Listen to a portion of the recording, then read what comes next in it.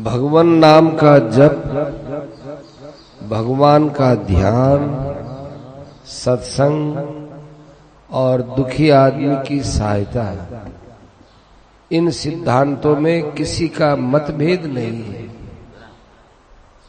सभी सिद्धांतों में ये बात आती है। गौ, गीता, गंगा, गायत्री और गोविंद का नाम, इन पांचों की कृपा से शीघ्र होए कल्याण। सेवा करने में पशुओं में तो गौ है, सेवन करने में गंगा है, ग्रंथों में गीता है और नाम में गोविंद का नाम, भगवान का नाम है।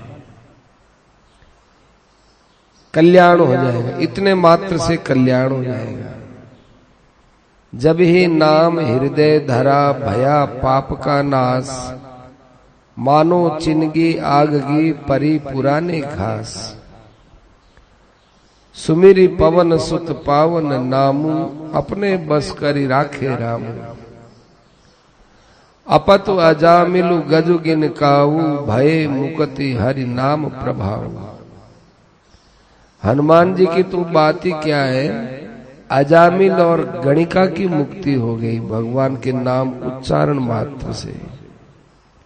अपिचेत सुदुराचारो भजते माम अनन्य भाग, साधुरेव समंतव्य है सम्यक व्यवसित होई से। दुराचारी व्यक्ति भी मेरा भजन करता है तो वो संति मानना चाहिए। जबकि गीता में बड़ी महिमा है, जप करें, यज्ञानाम जप यज्ञ। उसमें जप यज्ञ मैं खुद हूं और यज्ञ तो साधन है, जप यज्ञ मैं खुद हूं। अंत काले च मामेव स्मरण मुक्त्वा कलेवरम, यह प्रयाति समद्भावम याति नास्त्यत्र संशय। ओम इत्येकाक्षरम ब्रह्म व्याहरन माम अनुस्मरन, यह प्रयाति त्यजन देहम स याति परमां गति। महर्षि पतंजलि ने कहा है कि तस्य वाचक प्रणवः तज्जपस तदर्थ भावनम। भगवान को कहने वाला भगवान का नाम है और नाम का जो अर्थ है उसका चिंतन करते रहे।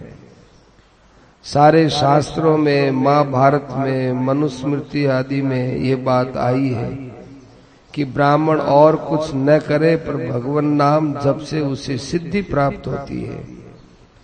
उपनिषदों में जगह जगह नाम की महिमा आती है, वेद और पुराणों में आती है।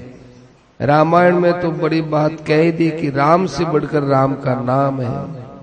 कहूं कहां लगी नाम बढ़ाई, रामन सकई नाम गुण गाई। हरेर नाम हरेर नाम ही केवलम, कली नास्तेव नास्तेव नास्तेव गतिरन्यथा। कलिनी कलौ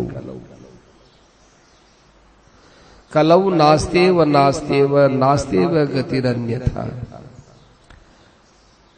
कलयुग केवल नाम आधारा, सुमिरी सुमिरी नर उतरऊ पारा। मनु जी ने भी यही बताया है कि वाचिक से 10 गुणा उपांशु। उपांशु माने वाचिक माने वाणी से राम राम राम राम जैसे अभी बोल रहे थे, इससे 10 गुणा ज्यादा क्या है उपांशु। पास वाले को भी सुनाई न दे उपांशु। और उपांशु से भी मानसिक 1000 गुना।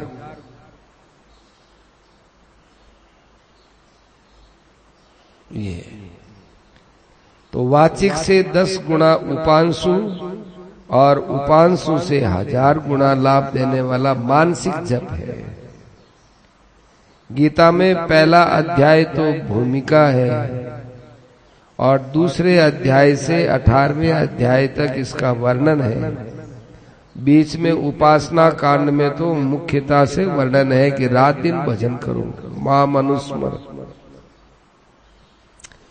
केशव केशव कूकिए ना कूकिए असार, रात दिवस के कूकते कबहु न सुने पुकार। असार संसार के लिए रो रो कर न रोकर भगवान के लिए खूब रोना चाहिए। केवल भजन के प्रताप से कल्याण हो सकता है।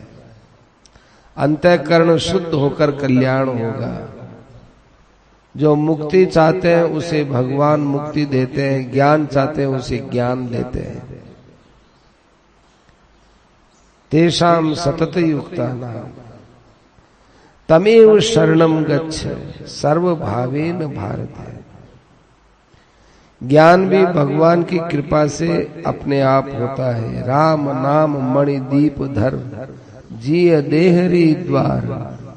जी रूपी देहली पर राम राम रूपी दीपक रख दो तो तुलसी भीतर बाहरो जो चाहे सी उजियार।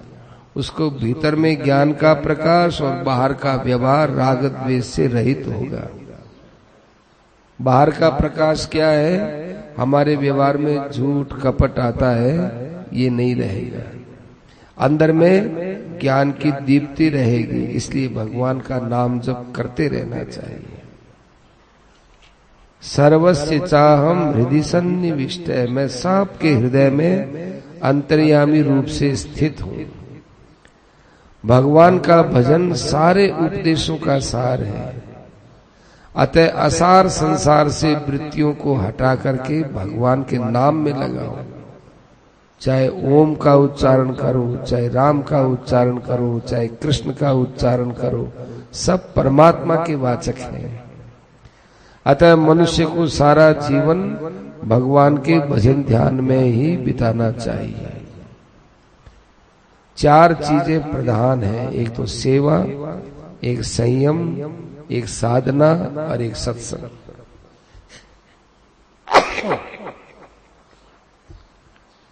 सेवा, गुरुजनों की सेवा करो, माता पिता की, बड़े बूढ़ों की सेवा करो, सदाचारी विद्वानों की सेवा करो, दुखियों की सेवा करो। सेवा करने से बहुत जल्दी अंतःकरण निर्मल होता है। जिसमें दीन दुखी की सेवा करने पर तो बहुत जल्दी ही अंदर का मैल साफ होता है। एक संयम रखो, अंतःकरण और बाह्यकरण अर्थात मन बुद्धि का और इंद्रियों का संयम करो। एक एक इंद्रिय ही विद्वान को डुबो देती है। इसलिए प्रत्येक इंद्रिय का संयमन करो। यततो यपि कौन्तेय पुरुषस्य विपश्चित है। ये यत्न करने वाले विद्वान पुरुष को भी इंद्रियां मथ डालती है। इसलिए इन इंद्रियों पर बलपूर्वक नियंत्रण रखो। तानि सर्वाणि संयम्य, सब इंद्रियों का संयमन करो। जिसकी इंद्रियां वश में है उसकी बुद्धि स्थिर हो जाएगी। आजकल इंद्रियों को तो भोगों में लगाते हैं, मन को भगवान में लगाना चाहते हैं। फिर कहते हैं कि मन बड़ा चंचल है, भगवान में लगता नहीं है। मन से पहले इंद्रियों को तो विषयों से रोका कि नहीं, उधर ध्यान ही नहीं है। इसलिए इंद्रियों को विषयों से रोका जाए और फिर मन से भगवान का चिंतन किया जाए। यत्न करते हुए भी इंद्रियां मन को हर लेती है, और जो यत्न करते ही नहीं उनकी क्या दशा होती होगी। इंद्रियाणाम ही चरताम यन मनोनुविधीयते, विषयों में विचरण करने वाली इंद्रियों के साथ में मन जिसके साथ हो जाता है, तदस्य हारति प्रज्ञा, वो उसका मन बुद्धि हरी लेती है, बुद्धि भी उधर ही चल पड़ती है। अतः इंद्रियों को वश में करो, फिर मन वश में होगा। तीसरी बात साधन की है। ये कलयुग का समय है, चारों ओर अज्ञान का खूब पसारा हो रहा है। इधर उधर की बातों में मत भटको, भगवान की भक्ति में लग जाओ। समय का कुछ पता नहीं है, कब इस संसार से चला जाना पड़े। भगवान के नाम के उच्चारण के बिना जो हमारा समय जाता है वो बहुत व्यर्थ जाता है। नाम जप कलयुग में सबसे बड़ी भगवान की भक्ति का रूप है। भगवान और भगवान की स्मृति ये भगवान के नाम से हो जाएगी। और चौथा सत्संग है। सत्संग तो सभी साधनों को प्राप्त करने की जगह है। ज्ञान योग वाले को भी सत्संग, भक्ति योग करने वाले को भी सत्संग। श्रेष्ठ पुरुषों का संग करो। महात्मा नहीं मिले तो साधक पुरुषों का ही संग करो, पर अपनी दृष्टि में अच्छे भगवान की तरफ चलने वाले लोग हों उनका संग करो। मनुष्याणाम ही सहस्रेषु कश्चित यतति सिद्धये यतताम अपि सिद्धानाम कश्चिन माम वेत्ति तत्वतः। यत्न करने वालों में कोई कोई मुझे प्राप्त होते हैं। तो इस बात में घबराओ मत, कोई कोई में अपने को भी शामिल ही करो, क्योंकि अपने को टाल करके ये श्लोक नहीं कहा है, ये सबको मिला करके कहा है, ये तो सावधानी के लिए कहा है। साधन भजन करो तो अमानित्वम अदम्भित्वम का ध्यान रखो। हमारे में कहीं मान बढ़ाई न आ जाए, दिखावटीपना न आ जाए, लोग हमको अच्छा माने, हो साहब ये तो बड़े अच्छे महात्मा है, नाम लेते हैं, ऐसा दिखावटीपन से मत करो। अंदर की ललक लगे, अंदर की इच्छा हो और फिर नाम जपो, देखो कितना जल्दी लाभ होता है।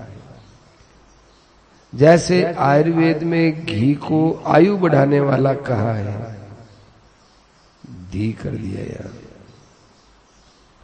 घी को आयु बढ़ाने वाला कहा है। ऐसे ही महात्मा लोग सत्संग को साधन बढ़ाने वाला मानते हैं। अतः सत्संग कभी नहीं छोड़ना चाहिए, सत्संग जरूर करना चाहिए। सत्संग की बातें हृदय में जमती रहती है। अंत काले च मामेव स्मरण मुक्त्वा कलेवरम। अंतिम समय में भी मेरा स्मरण कर लोगे तो तुम्हारी मुक्ति हो जाएगी।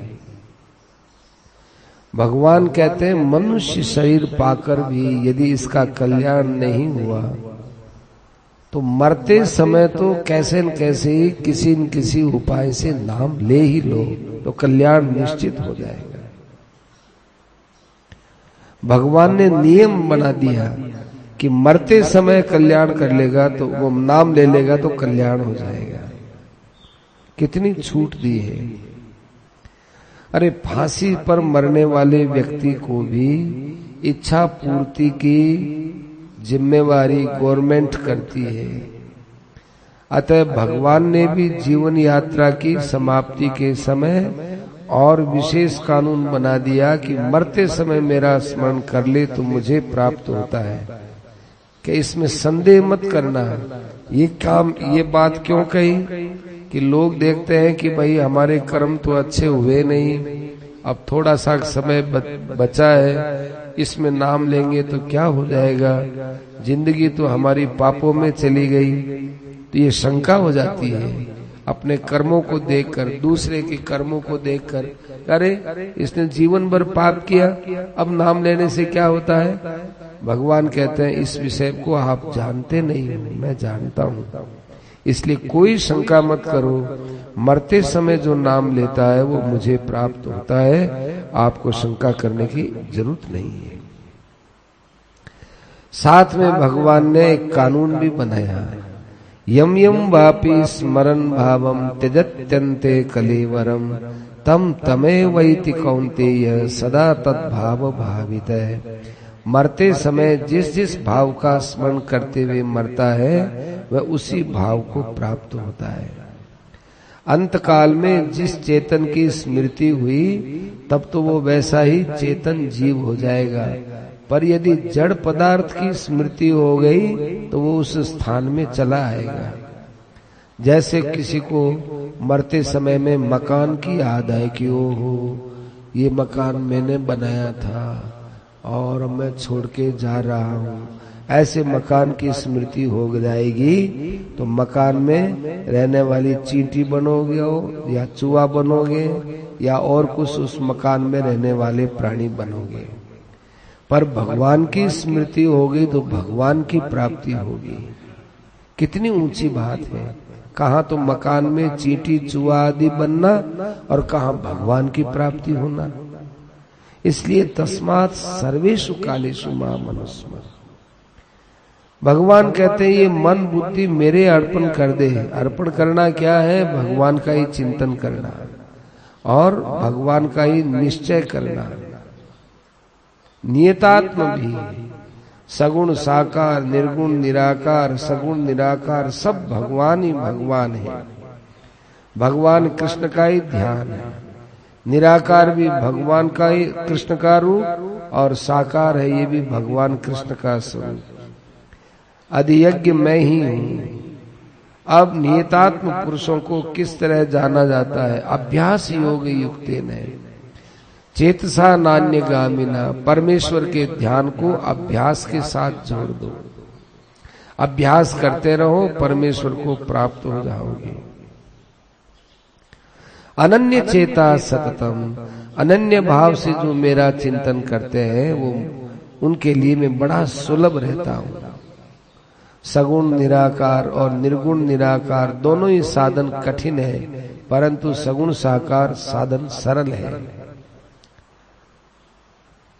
सगुण निराकार हो, हम लोग जो रामस्नेही संत है ना संप्रदाय में, ये कहने में तो निर्गुण निराकार आते हैं, परंतु सगुण निराकार और सगुण साकार को छोड़ा नहीं है। क्योंकि एक निर्गुण निराकार तत्व का ज्ञान हो गया तो साथ में और भी सब ज्ञान हो जाता है। ऐसे ही सगुण साकार का जिसको ठीक अनुभव हो जाता है वो निर्गुण निराकार को न समझता हो, ऐसी बात नहीं है। तो सगुण निराकार क्या होता है? निर्गुण निराकार तो ये है भाई संसार के समान आकृति भगवान की नहीं है और वो सत्वगुण रजोगुण तमोगुण से रहित है, इसलिए निर्गुण निराकार है। सगुण निराकार क्या होता है? सगुण निराकार होता है कि जिसकी आकृति तो नहीं है लेकिन विशेषताएं छिपी रहती है। जैसे अब इसकी क्या आकृति है? वह आवाज जो फेंकने की शक्ति है इसमें, उसकी कोई आकृति नहीं है, परंतु आवाज को ये फेंकता है, ऐसी दूर फेंकता है कि सबके कान में सुनाई दे। और ये यदि नहीं और ये अब सुनाई दे रहा है। अब इसकी जो शक्ति है वो देखने में थोड़े ही आती है, देखने में तो ये आता है। ऐसे ही दिखने में तो संसार आता है, पर इसके अंदर छिपी हुई जो भगवान की शक्ति है वो समझ में नहीं आती, तो वो सगुण निराकार हो गया। और सगुण साकार है जो भगवान स्वयं साक्षात चतुर्भुज द्विभुज आदि रूप से अवतार लेते हैं। अर्जुन की तरह अपने भी भगवान के साथ ही सोवे, भगवान के साथ ही खावे, भगवान के साथ ही रहे। जैसे मन कहीं रहता है और भोजन करते रहते हैं, तो भाई मन को कहीं नहीं जाने दो, यही सोचो कि ओहो भगवान मेरे पास बैठे हुए भोजन कर रहे हैं। मन ही मन में भगवान से बातें करो और भगवान के साथ सो तो ऐसा समझो कि मेरे पास भगवान सोए हुए हैं, मेरे पास भगवान बैठे हैं, ऐसा कहना। शरीर का निर्वाह प्रारब्ध के अनुसार होगा। शरीर को अपनी जगह और अपने आप को भगवान की जगह रख दो। निर्गुण निराकार और सगुण निराकार के दो कठिन साधन न बताकर सरल साधन बताया है। माम उपेत्यतु कौन्तेय पुनर्जन्म न विद्यते। भगवान की प्राप्ति है जीवन का अंतिम काम है, इससे ऊंचा कोई काम नहीं। ब्रह्मलोक तक के भी प्राणी वापिस घूम करके आते हैं, तो इतना ऊंचा ब्रह्मलोक भी मिल गया तो लाभ क्या हुआ? पर ये कहा मामुपेत्यतु कौन्तेय पुनर्जन्म न विद्यते। मुझे प्राप्त हो जाओगे तो आपका पुनर्जन्म नहीं होगा। कितनी ऊंची स्थिति है। आप बताते हैं कि ब्रह्मलोक तक के वापिस क्यों आते हैं? काल करके अवधि वाले हैं, वो सब सावधिक है। सावधिक माना अवधि के अंदर बने हुए हैं, सहस्त्र युग पर्यंतम। ब्रह्मा के दिन का आदि है, सर्ग का आदि है। ब्रह्मा के दिन का अंत है, वो सर्ग का अंत है। ब्रह्मा भी तो एक शरीर ही तो है। संपूर्ण जीवों को ब्रह्मा जी बनाते हैं, जैसे कुम्हार बनाता है। निमित्त और उपादान दोनों कारण ब्रह्मा है और ब्रह्मा का कारण परमात्मा है। तो जो मेरी प्राप्ति नहीं करता वो संसार के चक्र में पड़ा रहता है। इसलिए हरदम मेरी प्राप्ति का प्रयत्न करना चाहिए। गीता में यही सारभूत बात आई है। श्रीमन्नारायण नारायण नारायण श्रीमन्नारायण नारायण श्रीमन्नारायण नारायण नारायण नारायण नारायण नारायण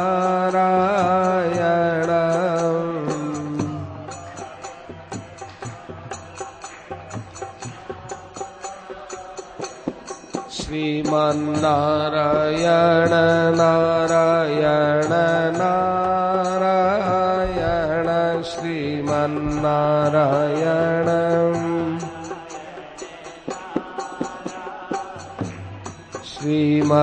श्रीमन्नारायण नारायण नारायण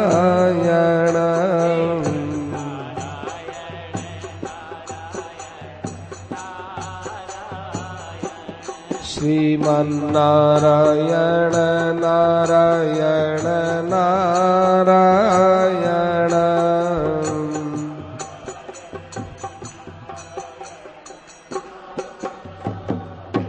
यस्य श्रवणमात्रेण जन्म संसार बन्धनात्